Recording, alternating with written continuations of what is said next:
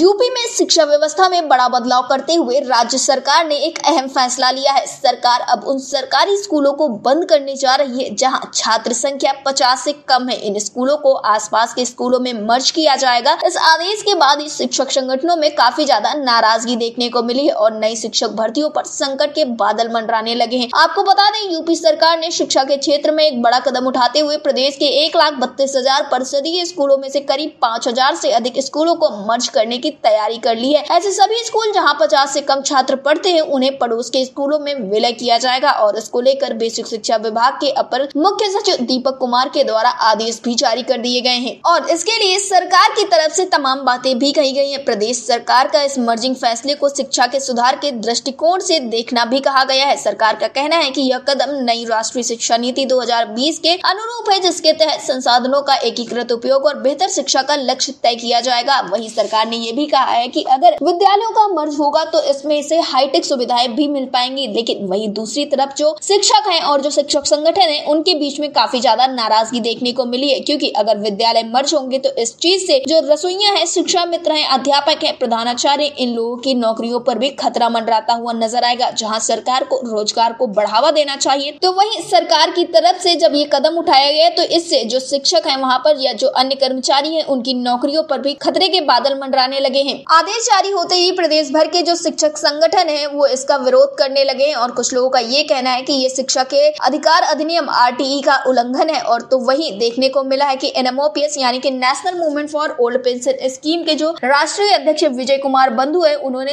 इसे सरकारी स्कूलों को निजीकरण की दिशा में पहला कदम भी बताया है। लंबे समय से पुरानी पेंशन की लड़ाई तो विजय कुमार बंधु के द्वारा लड़ी ही जा रही है, लेकिन अब इनका साफ तौर पे यही कहना है ये हर उस लड़ाई को लड़ेंगे जो निजीकरण को बढ़ावा दे रही है, क्योंकि इससे जो आने वाला भविष्य उनके लिए एक बहुत बड़ा खतरा साबित हो सकता है और इसी वजह से बहुत जल्द ही इसको लेकर विरोध भी किए जाएंगे। और बात करें अगर हम यहाँ पर पुरानी पेंशन की, तो पुरानी पेंशन बहाली के लिए लगातार NMOPS संघर्ष कर रहा है और बहुत जल्द ही पुरानी पेंशन बहाली के लिए एक बड़ा कदम उठाया जाएगा और इसके लिए राष्ट्रीय कार्यकारिणी की बैठक भी की जाएगी। फिलहाल इस विषय पर ज्यादा जानकारी देते हुए राष्ट्रीय अध्यक्ष विजय कुमार बंधु ने क्या कुछ कहा, आप भी सुनिए। विजय बंधु जी, आपका हमारे चैनल अटल टीवी पे बहुत बहुत स्वागत है। धन्यवाद आपका। विजय बंधु जी, जिस तरह से देखने को मिल रहा है और तमाम खबरें भी इस वक्त पर चल रही हैं कि जिस विद्यालय में 50 से कम छात्र छात्राएं हैं उस विद्यालय को अब मर्ज कर दिया जाएगा, तो इसको लेकर देखने को मिला है कि तमाम विरोध भी हो रहे हैं, तो आपका क्या मानना है, आपकी क्या राय है इस पर?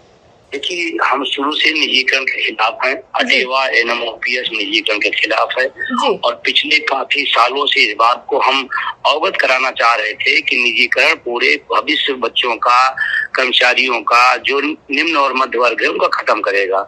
और इसी को लेकर के हमने निजीकरण के खिलाफ 18,000 किलोमीटर की यात्रा भी किया था।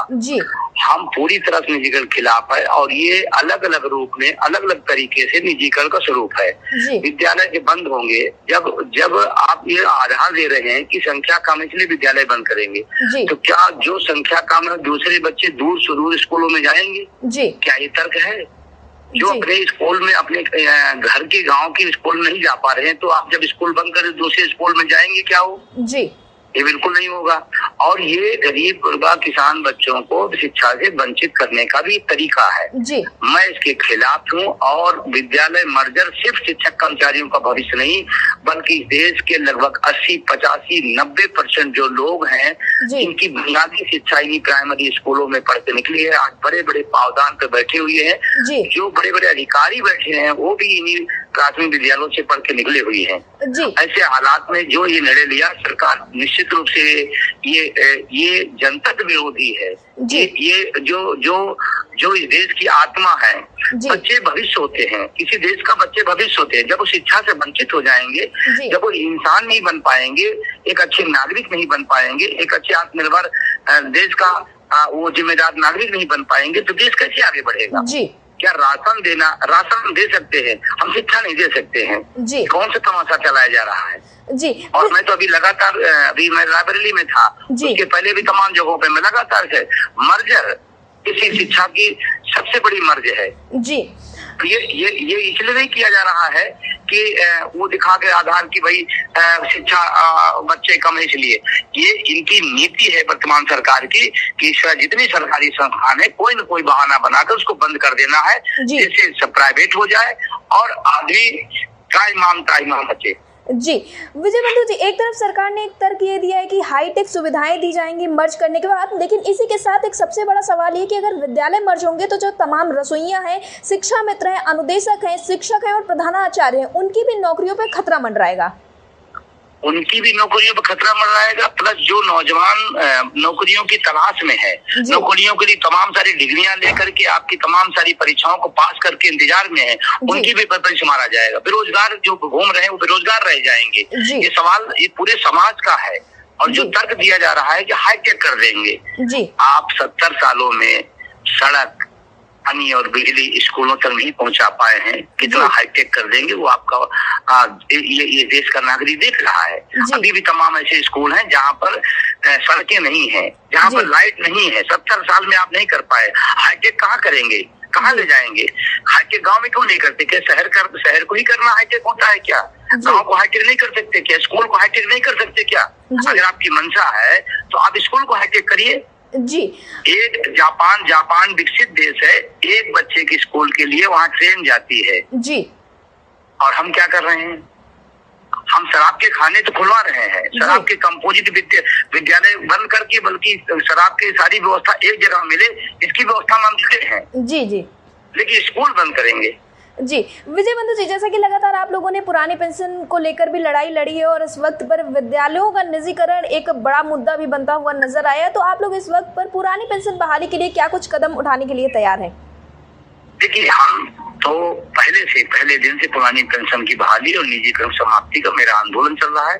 अभी यूपीएस में कुछ संशोधन लाया जा रहा है, तमाम लोग उसकी तारीखदारी कर रहे हैं। मैं कह रहा हूँ जो 20 साल एनपीएस थी उसमें कई संशोधन किए गए। कई संशोधन के बाद एनपीएस यूपीएस नहीं बन पाया, एनपीएस ओपीएस नहीं बन पाया। तो ये भी भ्रम है, यूपीएस में कोई संशोधन स्वीकार नहीं है। हमें हूबहू पुरानी पेंशन चाहिए और वही पेंशन वास्तव में सामाजिक सुरक्षा है। अदरवाइज सरकार और सरकारी संगठन, सरकारी नेता इस देश के लोगों के भविष्य को कुठाराघात कर रहे हैं, मिल के कर रहे हैं। इस बात को हमको समझना पड़ेगा। हमें न एनपीएस में कोई संशोधन स्वीकार हुआ, न यूपीएस में संशोधन चाहिए, हमें चाहिए हूबहू पुरानी पेंशन। आप बार बार क्यों संशोधन चक्कर में पड़े हैं? अगर आपको लगता है कि ये व्यवस्था खराब है, अच्छा खराब क्यों नहीं? एनपीएस व्यवस्था 20 साल से लागू किया, आपने खराब की तभी तो आपने बदला। जी। और अभी भी 45 लाख से ज्यादा केंद्रीय कर्मचारी है और 30,000 से भी कम लोगों ने इसको स्वीकार किया। और स्वीकार कौन कर रहे हैं? जो रिटायर हो गए या रिटायर के कगार पे हैं, उनकी स्थितियां अलग है, वो कर रहे हैं, ठीक है। 45 लाख में इतने कम लोगों को स्वीकार करना सरकार को संदेश है कि ओपीएस बहाल करे।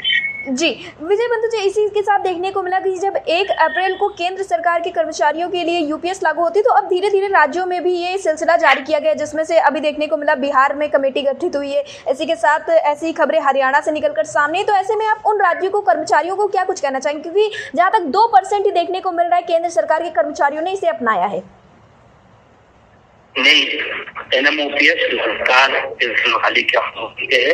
और अभी मई का कारण था, आपने जाना ही हो, हम लोगों ने देश हित में उस फैसले को बदला था और हम जल्दी ही राष्ट्रीय कार्यकारिणी की बैठक करके आगे के जो प्रोग्राम है उसको देंगे और हम लोग अंत समय तक इस ओपीएस की लड़ाई को लड़ेंगे और बहाल कराएंगे। जी विजय बंधु जी, एयरटेल टीवी से जुड़ने के लिए धन्यवाद।